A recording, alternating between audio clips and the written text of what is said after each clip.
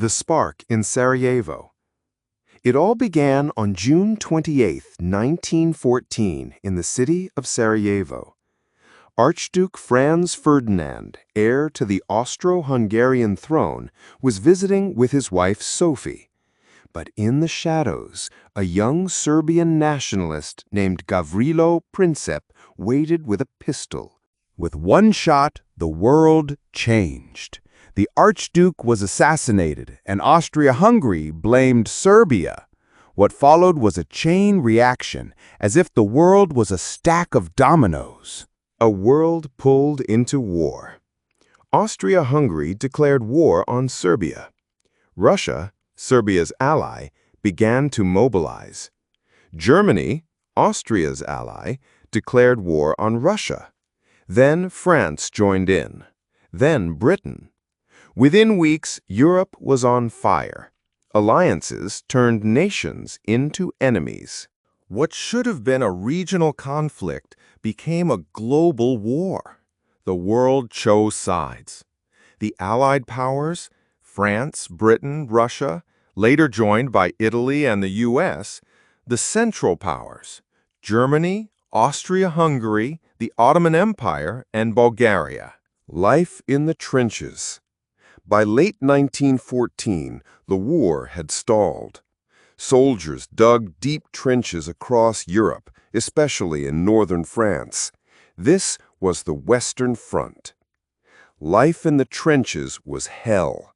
Mud up to the knees, rats the size of cats, Guns, snipers, or poison gas. Soldiers suffered from shell shock, what we now call PTSD. Millions were sent over the top to charge into enemy fire, gaining only inches. new weapons, new horrors. World War I was the first modern war. It brought terrifying new technology, tanks rolling through barbed wire, airplanes dropping bombs, Submarines, U-boats, sinking ships silently. And worst of all, chemical weapons like mustard gas, which burned lungs and blinded eyes. This wasn't just war, it was industrial slaughter. The world joins in. Soon, the war wasn't just in Europe. In the Middle East, T.E. Lawrence, known as Lawrence of Arabia, helped Arab tribes rise against the Ottoman Empire. In Africa and Asia, colonial troops were forced to fight battles that weren't theirs. In the seas, German U-boats sank ships headed to Britain, including the Lusitania in 1915, a passenger ship that killed over 1,000 people. This angered America. In 1917, after years of staying neutral, and after Germany tried to get Mexico to join the war against them, the United States joined. The turning point, 1917 to 1918. Two major things happened in 1917. Russia collapsed. The Russian people were starving. The Tsar was overthrown. Vladimir Lenin and the Bolsheviks took power and made peace with Germany. Russia left the war. America entered. The U.S. brought fresh soldiers, food, and weapons. It gave the Allies new strength. By 1918, Germany tried one last big attack, but they were too weak. The Allies pushed back harder than ever. The end of the war. On November 11, 1918, at exactly 11 a.m., the guns finally fell silent. Germany agreed to an armistice. The war was over. The price was unthinkable.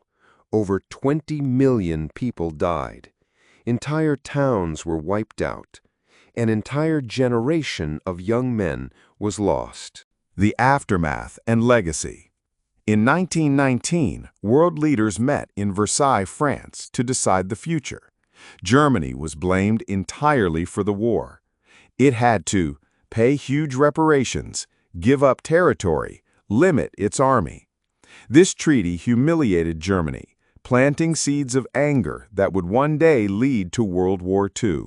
New nations were created: Poland, Czechoslovakia, Yugoslavia. but also new tensions. The League of Nations was formed to prevent future wars, but it was weak. Epilogue, a war that changed the world. World War I wasn't just about borders. It changed everything. Empires collapsed. The Ottoman, Austro-Hungarian, Russian, and German empires were gone. New ideologies rose. Communism in Russia, fascism later in Italy and Germany.